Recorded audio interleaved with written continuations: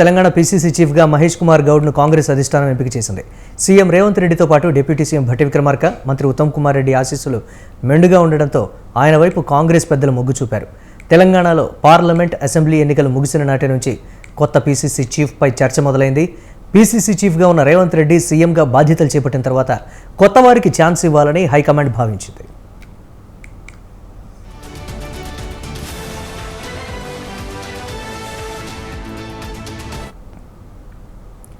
PCC chief పదవి కోసం senior నేత మధుయాష్కి గౌడ్, మహేష్ కుమార్ గౌడ్ మధ్య తీవ్రంగా పోటీ పడ్డారు. అయితే అనూహ్యంగా మహేష్ కుమార్ గౌడ్ పీసీసీ కొత్త సారథిగా ఎంపిక కావడం విశేషం. వివాదరహితుడిగా పేరుండటం ఆయనకు కలిసి వచ్చినట్లు తెలుస్తోంది. పలు రాజకీయ అంశాలను స్వతంత్ర న్యూస్ ఛానల్ ప్రతినిధితో మాట్లాడారు. రాజకీయాల్లోకి వచ్చి 40 ఏళ్లు అయిందని మహేష్ కుమార్ గౌడ్ తెలిపారు. పార్టీలో విభేదాలు ఉంటాయని, అయితే తాను వాటిని పట్టించుకోలేదన్నారు. పదవులుంటేనే పనిచేస్తామన్నది కరెక్ట్ కాదన్నారు. కాంగ్రెస్ అధిష్టానం ఎలాంటి బాధ్యత అప్పగించినా పనిచేశానని మహేష్ కుమార్ గౌడ్ తెలిపారు.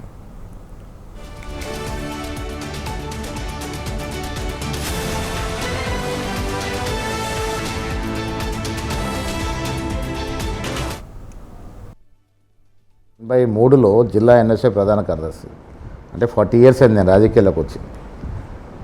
86లో స్టేట్ జనరల్ సెక్రటరీ, 90లో ఎన్ఎస్ఏ రాష్ట్ర అధ్యక్షుడు పనిచేశాను. 94లో పివి నరసింహారావు గారు నన్ను ఆల్ ఇండియా ఎన్ఎస్ఏ ప్రెసిడెంట్ చేస్తానని చేయలేక నాకు అసెంబ్లీ సీట్ ఇచ్చినాడు. అప్పుడు డి శ్రీనివాస్ గారు నిజామాబాద్లో, సంతోషుడిగా ఆర్మీ ఉండడం వల్ల నా లోకల్ కాకుండా నా పక్క కాన్స్టిట్యూన్సీ రూరల్, ఇప్పుడు రూరల్ డిచ్పల్లి, అప్పుడు ఇప్పుడు రూరల్కి పోవాల్సి వచ్చింది. బౌండరీ కూడా తెలియదు నేను పోటీ చేసిన ఆడికి. 27 ఏళ్ళు నాకు అప్పుడు పోటీ చేసి ఓడిపోయాము.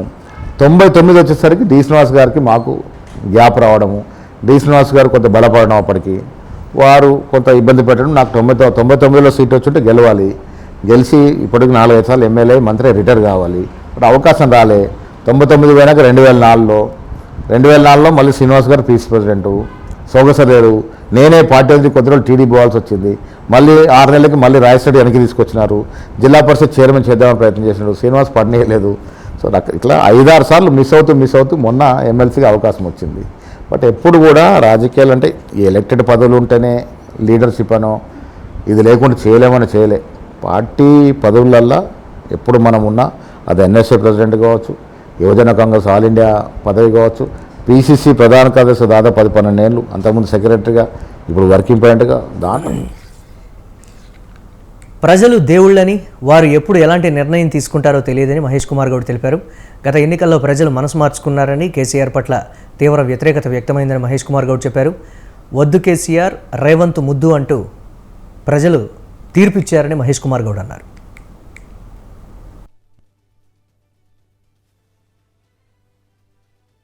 దేవులు, ఓటర్లు దేవులు, ఎప్పుడు ఏం నిర్ణయం చేస్తారో తెలియదు.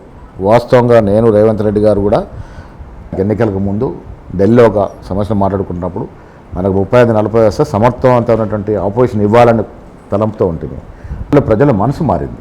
వద్దు కేసీఆర్ అనుకున్నారు, రేవంత్ రెడ్డి ముద్దు అనుకున్నారు, తీసుకొచ్చి పెట్టినారు. ప్రజలు దేవులు, ఓటర్లు దేవులు, ఎప్పుడు ఏం నిర్ణయం చేస్తారో.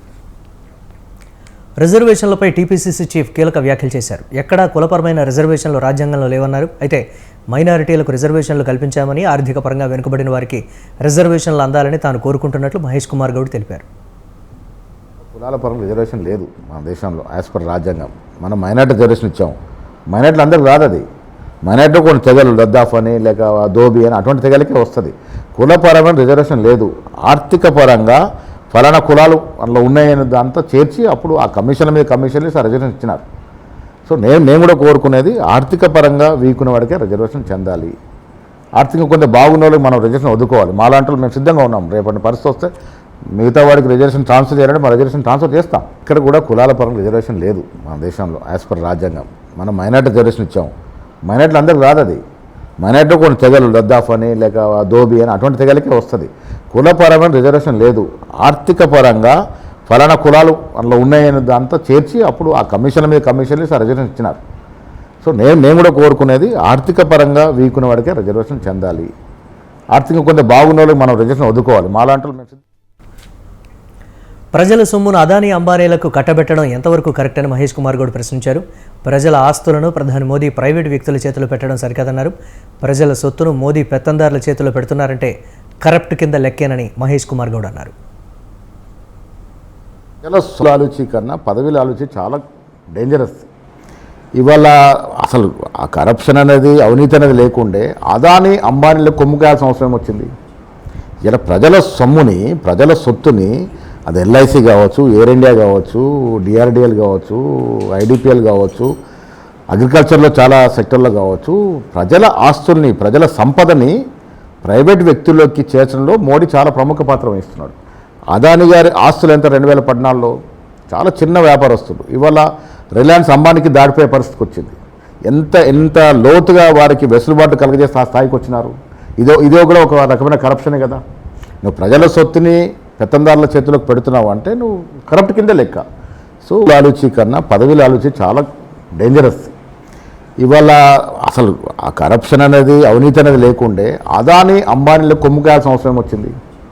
ఇలా ప్రజల సొమ్ముని, ప్రజల సొత్తుని, అది ఎల్ఐసి కావచ్చు, ఎయిర్ ఇండియా కావచ్చు, డిఆర్డిఎల్ కావచ్చు, ఐడిపిఎల్ కావచ్చు, అగ్రికల్చర్లో చాలా సెక్టర్లో కావచ్చు, ప్రజల ఆస్తుల్ని, ప్రజల సంపదని ప్రైవేట్ వ్యక్తుల్లోకి చేర్చడంలో మోడీ చాలా ప్రముఖ పాత్ర వహిస్తున్నాడు.